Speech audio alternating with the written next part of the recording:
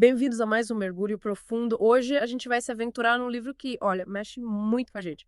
Vives, A Modern Family do Peplo, do Didier Bon. Nossa, é um livro muito forte. Ei, e preparem-se para uma viagem emocionante pela vida da mãe do Eribon numa mulher da classe trabalhadora francesa. É verdade. Já. É uma obra incrivelmente poderosa, comovente. Bateu. O Eribon, ele é um sociólogo, né, um filósofo super renomado, e ele usa toda essa expertise dele para analisar a vida da mãe. Mas ele, muito além de uma simples biografia, sabe? Ele mistura a história pessoal dela com as realidades sociais da época, mostrando como era ser uma mulher da classe trabalhadora na França do século XX. É isso que eu acho tão especial nesse livro. Ele não é só uma história, uma narrativa biográfica, ele é também um comentário social super, super perspicaz. E o Eribon, ele argumenta que a vida da mãe dele, as lutas dela, as alegrias, até a morte dela, foram moldadas pela classe social dela. Que detalhes, assim, da vida da mãe dele exemplificam isso? Tem vários, né? Um exemplo bem claro é a saúde dela. O Eribon ele descreve como um acesso limitado a cuidados médicos e as condições de trabalho, né, que eram muito extenuantes, afetaram a saúde da mãe dele ao longo dos anos. Ela desenvolveu problemas de saúde mais cedo na vida e teve muita dificuldade de conseguir tratamento adequado. Isso mostra como uma classe social pode impactar diretamente o bem-estar físico, né? É de partir o coração pensar que a classe social pode determinar a qualidade de vida de alguém de uma forma tão profunda. E como o Eribon conecta essa história pessoal com as observações sociológicas dele? Ele faz isso com maestria. Ele mistura as lembranças, as anedotas da vida dele com a teoria social, sabe? Tipo, ele se lembra de momentos específicos, como quando ele visitava um pequeno apartamento da mãe, ou conversa sobre o trabalho, sobre a vida, e ele conecta as experiências com ideias mais amplas da sociologia, sobre classe, sobre mobilidade social, sobre como a sociedade trata as pessoas mais vulneráveis. Nossa, essa abordagem ela deve tornar a leitura uma verdadeira imersão na vida da classe trabalhadora francesa, com detalhes que realmente transportam a gente para a realidade da mãe dele. Totalmente. E um detalhe que ele destaca que me marcou muito foram as mãos da mãe dele. Ele descreve como elas eram, né? Ásperas, desgastadas por anos de trabalho manual, com calos, com cicatrizes, os dedos até meio tortos pelo trabalho na fábrica. Nossa, essa imagem é muito poderosa, né? Ela já encapsula uma vida inteira de trabalho duro, de resiliência, sabe? Mostra a força da mãe dele diante de tanta dificuldade. Nossa, é impressionante como um detalhe tão pequeno pode dizer tanta coisa sobre a vida de alguém. Verdade. E ao focar nesses detalhes, o Eribon ele não romantiza a vida da classe trabalhadora. Ele apresenta a história da mãe dele com muita honestidade, sem disfarçar as dificuldades. E isso torna a história ainda mais impactante. Sem dúvida, essa honestidade, ela convida o leitor a se conectar com a história de uma forma mais profunda, mais humana. E a relação entre o Aribon e a mãe dele. Imagino que a trajetória de vida dele, né, como um homem gay que deixou as raízes para trás em busca de uma vida intelectual, deve ter criado algumas complexidades nessa relação, né? Com certeza, a relação deles era bem complexa. O Eribon descreve isso no livro, né? Uma relação com muitas tensões, com mal-entendidos, com dificuldade de comunicação. Os valores deles, as visões de mundo eram muito diferentes, né? Mas em meio a todas essas diferenças, a gente consegue perceber o amor, o respeito que um sentia pelo outro.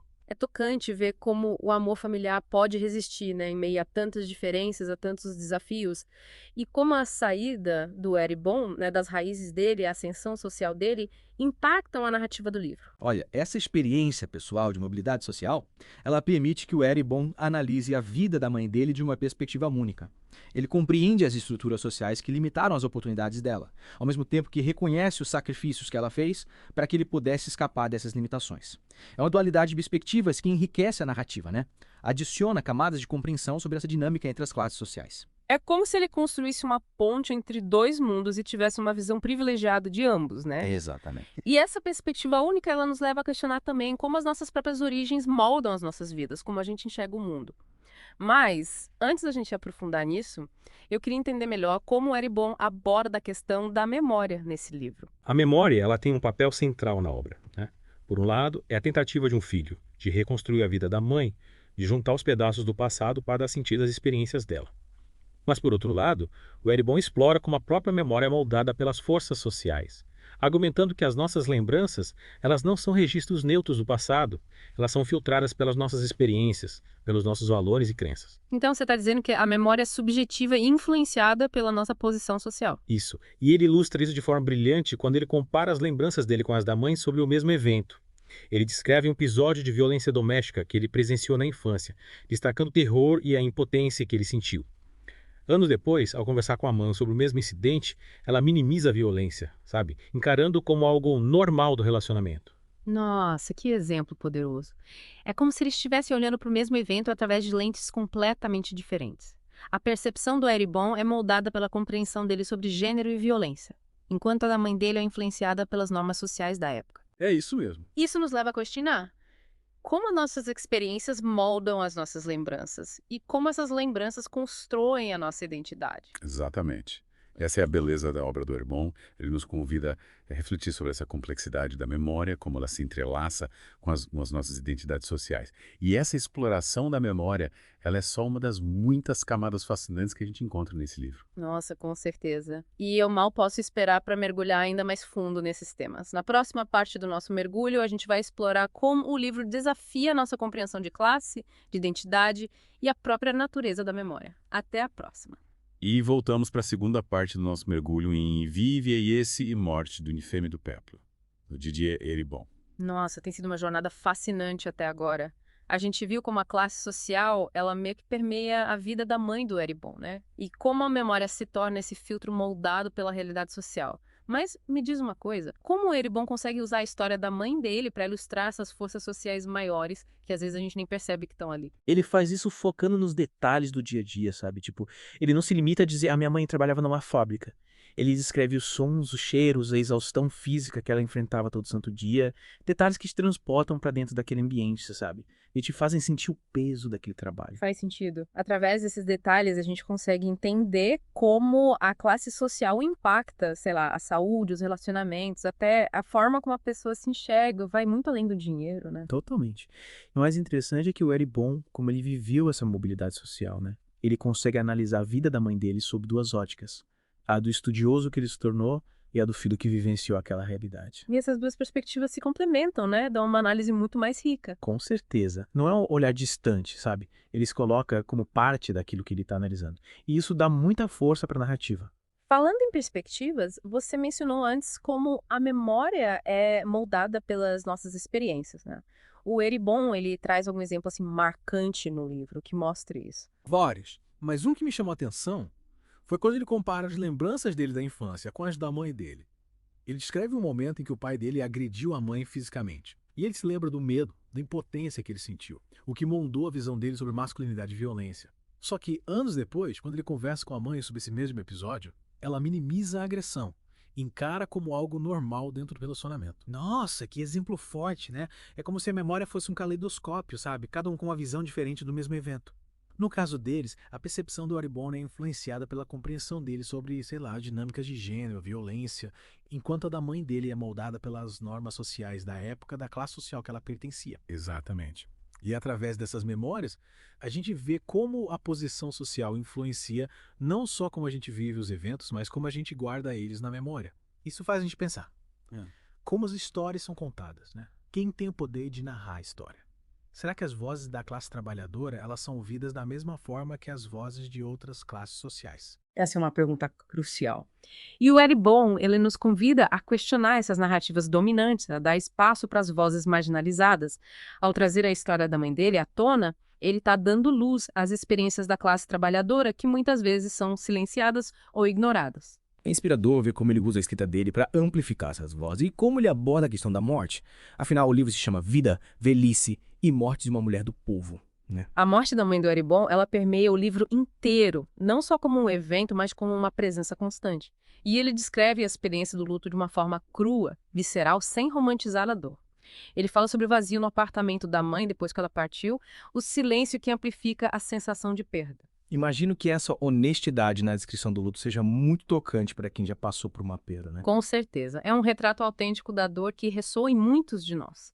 E o que torna essa abordagem ainda mais poderosa é a conexão que ele faz entre o luto pessoal e o contexto social. E como ele faz essa conexão? Ele argumenta que a morte, na classe trabalhadora, ela é muitas vezes tratada com menos cerimônia, menos reconhecimento, até menos respeito do que a morte em classes sociais mais altas. Como se a desigualdade social se estendesse para além da vida, né? Até a forma como a gente lida com a morte. Exatamente. E ele nos desafia a confrontar essa realidade, a questionar por que algumas vidas são mais valorizadas do que outras, mesmo depois da morte. É uma reflexão profunda e necessária. E essa sensibilidade com que ele trata esses temas, né? A morte ou o luto nos convida a repensar a nossa própria relação com a finitude. Sem dúvida. Ao explorar o luto, tanto pessoal quanto social, o livro do Eribon, ele vai além da memória. Ele se torna uma meditação sobre a condição humana. Ele nos leva a confrontar a nossa própria mortalidade, as nossas experiências com a perda e como as estruturas sociais moldam a nossa vivência da vida e da morte. Que jornada incrível a gente está tendo ao explorar esse livro, né? E ainda tem muito para discutir. Na última parte do nosso mergulho, a gente vai refletir sobre o impacto dessa obra, a relevância da mensagem dela para os dias de hoje. Não perca! E chegamos à parte final do nosso mergulho em Vi esse mort d'une femme du peuple, do Didier Eribon. Nossa, exploramos bastante coisa, né? As nuances da classe trabalhadora, a subjetividade da memória, a força da narrativa do Eribon. E agora, para a gente finalizar essa jornada, eu queria te convidar a refletir sobre o impacto, assim, o impacto duradouro dessa obra. Por que essa história, publicada em 2008, ainda ressoa com tanta força hoje em dia? Eu acho que a obra do Eribon, ela meio que transcende o tempo por vários motivos. Primeiro, ele coloca a gente, né, frente a frente à realidade da desigualdade social. Ao mostrar as dificuldades da mãe dele, ele nos faz questionar nossos privilégios, né? E nos convida à empatia, a enxergar a humanidade naqueles que muitas vezes são marginalizados pela sociedade. É um chamado para a gente, né? Para reconhecer as injustiças e lutar por um mundo mais igualitário. Um mundo onde a classe social não determine o destino de ninguém e que outros aprendizados a gente pode tirar dessa obra. Olha, o Eribon, ele também nos instiga a pensar sobre as nossas próprias experiências com o envelhecimento, com a perda, né? Ele mostra como esses processos são influenciados por fatores sociais, revelando que as nossas histórias, elas se conectam a uma narrativa coletiva. Ao reconhecer essa interconexão, a gente pode até encontrar algum conforto, sabe? Super. Na partilha, fortalecer o senso de comunidade. É como se ele dissesse, olha, você não está sozinho. É tipo isso. Todos nós fazemos parte de um tecido social que nos une e que nos molda. Exatamente. E por fim, esse morte no Femme do Peuple nos lembra do poder das histórias. Ao narrar a vida da mãe dele de forma tão honesta, tão corajosa, o Eribon, ele inspira a gente, né? A questionar as normas sociais, a confrontar as verdades e a buscar significado nas experiências, por mais desafiadoras que elas sejam. Que legado inspirador, né? Ele transforma a história pessoal de perda numa reflexão profunda sobre a vida, a morte, o que significa ser humano. E para você que nos acompanhou nesse mergulho, fica a pergunta: como a sua história, a sua classe social moldaram as suas experiências com a finitude? Que ações você pode tomar para construir um mundo onde a dignidade humana seja valorizada em todas as etapas da vida? A obra do Eribon nos impulsiona a buscar essas respostas, a construir um futuro mais justo, mais compassivo para todo mundo. E assim, a gente conclui o nosso mergulho em esse morte d'une femme du peuple. Esperamos que essa jornada tenha te proporcionado reflexões, aprendizados. Até a próxima, para mais um mergulho profundo em ideias que importam.